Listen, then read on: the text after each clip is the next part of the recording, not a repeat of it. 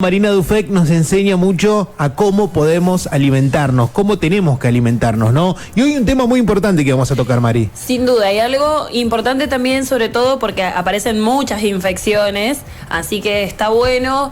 El 19 de agosto, sobre todo, y toda esta semana se va a estar hablando, y van a ver que en todos lados lo van a ver, sobre el síndrome urémico hemolítico, que es una infección, sobre todo, que afecta la parte gastrointestinal.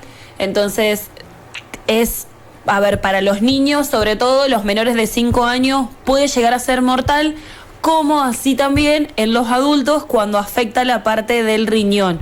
Entonces, es una infección, es una enfermedad en realidad que le tenemos que tener precaución, diría yo, ¿sí? Como siempre digo, a ciertas enfermedades hay que tenerle respeto. Y para eso hay que conocerlas y hay que saber qué la provoca, qué la producen, qué es lo que nos hace. ¿Qué es lo que la provoca? Bien, es una bacteria que es la Escherichia coli o Escherichia coli, o de la forma que le quieren decir. Lo que hace esta bacteria es generar una infección o generar más toxinas a nivel gastrointestinal, a nivel del estómago y demás. Por eso lo que me va a provocar como síntoma primario es la diarrea, el vómito, pero eso se va a caracterizar porque provoca sangre también. Entonces en las heces va a aparecer sangre, o en el vómito puede aparecer sangre. Afecta mucho, como bien dice ahí, es urémico hemolítico, porque aparte afecta la parte de los riñones, pero también de todo lo que es la sangre. Entonces, lo que me va a provocar esto es que podemos tener sangre en las heces y al mismo tiempo vamos a levantar fiebre, va a haber debilidad, pueden estar pálidos, o sea, sintomatología que por ahí uno cree que tal vez no aparece la sangre, pero empiezan a levantar fiebre, están muy pálidos, débiles, no se quieren levantar de la cama. Lo remarco mucho en niños, porque en menores de 5 años donde más puede aparecer, por una cuestión de que sus defensas todavía no están bien formadas. Mari, vos hablas de la Escherichia coli. Sí. ¿Dónde la podemos encontrar, por ejemplo? Bien, acá, y va a depender mucho después la precaución que nosotros tenemos, porque puede aparecer en las cosas contaminadas o que no están bien lavadas. En general puede aparecer en carnes cuando no las cocinamos bien. Entonces lo primero es en carnes mal cocinadas. Por otro lado, en aguas contaminadas, porque puede ser por heces de animales. Ajá. Entonces se contaminan con las toxinas. El animal la puede tener, la elimina con sus heces, con su materia fecal, toca ese agua y tal vez yo con ese agua lavé algo, bien, lo tomé o por algún motivo. Después, en lo derivado del animal, como por ejemplo en los lácteos, cuando no están bien pasteurizados. Por eso la importancia de que todas las leches, o sea, si uno va y compra leches y lácteos, están pasteurizados, porque hoy en día eso hay una ley y tiene que ser así, pero por ahí tener precaución en el campo, en lo que uno dice, bueno, tengo un amigo, un conocido que tiene un campo, me la trae del tambo directo. Bueno, tengo que tener precaución, tengo que saber de dónde. Y desde el mismo lado, esto que te decía de las carnes, cuidado con los fiambres o los embutidos en las típicas carneadas.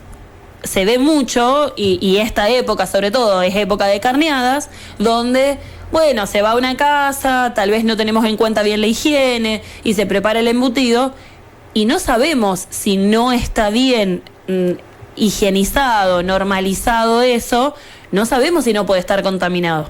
Entonces tengo que tener mucha precaución con las carnes, tengo que tener precaución con los lácteos y al mismo tiempo las verduras o las frutas cuando no están bien lavadas. Por eso se habla de no darle, por ejemplo, carne picada a los niños menores exactamente, de 5 años. Por eso en realidad la precaución que tengo que tener con la carne picada.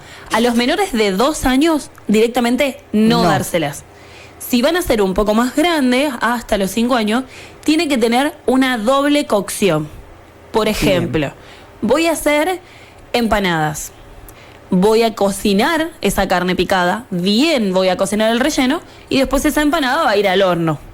O voy a hacer una hamburguesa, las voy a hacer primero al horno tal vez, y después le voy a dar una segunda cocción en la sartén o en la plancha. Perfecto. ¿Está? Entonces, lo bueno de eso también, y que para nosotros en realidad también debería ser así, porque si bien la afección, sobre todo la mayor probabilidad es menores de 5 años, en el adulto también puede afectar. Y puede afectar sobre todo a la cuestión de nuestros riñones. ¿Y dónde me doy cuenta? En que, por ejemplo, no estoy yendo a orinar la cantidad de veces que debería ir. Sumado a la otra sintomatología. Voy a tener dolor abdominal, voy a tener cansancio, puedo llegar a tener vómitos, diarrea, pero al mismo tiempo no ir al baño, no estar orinando la cantidad de veces que debería, es también una sintomatología de esta enfermedad. Y que claramente un riñón que esté funcionando mal puede llevar a un trasplante, o ese trasplante, si no llegamos al trasplante, puede llevarte a la muerte. Entonces, no es una enfermedad que, bueno, me contagio, porque otra de las cosas es que no tiene una cura directa. No es que yo tengo la enfermedad, voy, me dan algo para tomar y ya está. Y ya está. Eso te iba a preguntar, ¿cuánto tiempo dura este síndrome? Es que en realidad primero va a depender de cuánto tardaron en darse cuenta de la enfermedad, o sea, de que tienen de que se esta agarra tiempo. enfermedad, el tiempo. Y después es dependiendo cómo van tratando la sintomatología. Si tienen vómitos, diarrea, si hay sangre, se va a empezar a tratar eso. Obviamente hay que hacer análisis porque estar eliminando sangre por lugares que no deberíamos, eso me va a llevar a una anemia hemolítica.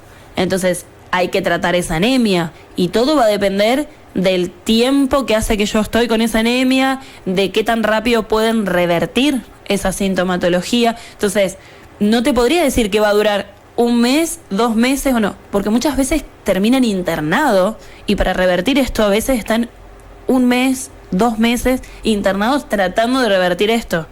¿Deja alguna secuela este síndrome? Lo puede dejar, o sea, no te digo que en todos los casos, pero sí pueden quedar secuelas. Entonces, por eso la importancia que hay que darle. Y sobre todo, si yo tengo que decir, bueno, ¿cuál es la importancia?